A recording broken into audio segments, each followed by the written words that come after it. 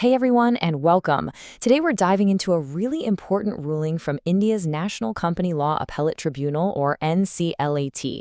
They finally cleared up a huge point of confusion in our insolvency laws, all thanks to a case called Mudraksh Investfin versus Gursev Singh. So get this. Let's say you guarantee a loan for a company. The company defaults. Could a creditor really start insolvency proceedings against you personally for a debt as low as 1,000 rupees? It sounds crazy, right? But for the longest time, the law was super unclear, and it created this massive legal gray area. And this is exactly why everyone was so confused. The Insolvency and Bankruptcy Code, the IBC, had these two wildly different numbers in it. On one hand, Section 78, which deals with individuals, sets the minimum debt at just 1,000 rupees. But on the other hand, Section 4, for companies, sets the bar at a whopping 1 crore rupees. So which one applies when you're a person who guaranteed a company's loan? Okay, to really get our heads around this landmark ruling, we've got to follow the story from the beginning. We'll start with the legal question itself, then look at the lawsuit that brought all this to a head. We'll check out the first court's surprising call, hear the arguments in the appeal, and then the big one, the final ruling and why it matters so much. All right, so the whole thing kicks off with this one specific case, Mudraksh Investfin Pvt versus Mr. Gursev Singh. And this wasn't just another financial fight. This case was destined to set a huge precedent for guarantors all across the country. The backstory here is actually pretty simple. Back in February 2023, a company called Mika Industries took out a loan for 10 lakh rupees. Just a week later, Mr. Gursev Singh put his name on the line with a personal guarantee. Fast forward to October, and surprise, surprise, the company defaulted. So the lender came looking for Mr. Singh to pay up. And this number, 10 lakh rupees, this is where everything gets complicated. See, it's way more than the 1,000 rupee limit, but it's nowhere near the 1 crore limit. This is the exact amount that put those two conflicting parts of the law on a direct collision course.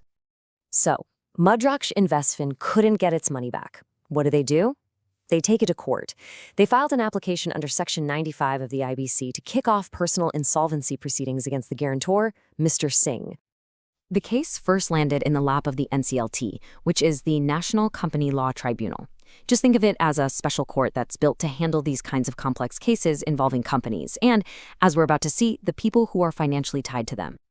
So the case is filed, everyone makes their arguments, and then comes the first big twist. The NCLT didn't just rule against the lender. Nope, they tossed the entire case out. It was a totally unexpected dismissal, and it basically set the stage for a much bigger legal battle. And the judge gave a really clear reason why. He basically said, look, cases against personal guarantors for corporate debt are heard here in the NCLT, the same court that handles the big company cases. So it only makes sense that the same money limit applies.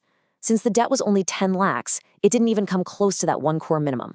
Case dismissed. Well, Mudraksh Investfin wasn't having it. They appealed the decision, taking it to the higher court, the NCLAT. And this, my friends, is where the real legal showdown began. You can just picture the lawyers for both sides going at it, passionately arguing their side of the law in front of the appeal judges. And this lays out the whole fight perfectly. On one side, you had Mudrakshi arguing, hey, a personal guarantor is an individual. That means the 1,000 rupee limit from Section 78 applies. Simple. But on the other side, Mr. Singh's team fired back, not so fast. His guarantee is tied to a company, and the case is in the NCLT. That means you have to use the 1 crore limit. Two totally different interpretations from the exact same law book. And that brings us to the moment we've all been waiting for, the final ruling from the appeal court. How on earth did the NCLAT untangle this mess and give everyone a final, clear answer? Well, they didn't just pull an answer out of a hat. They looked back at a series of older Supreme Court judgments. These past cases had already laid the groundwork, establishing that, yes, personal guarantors are a special category, and their cases should be heard in the same court as the company they guaranteed, the NCLT, just to keep things efficient.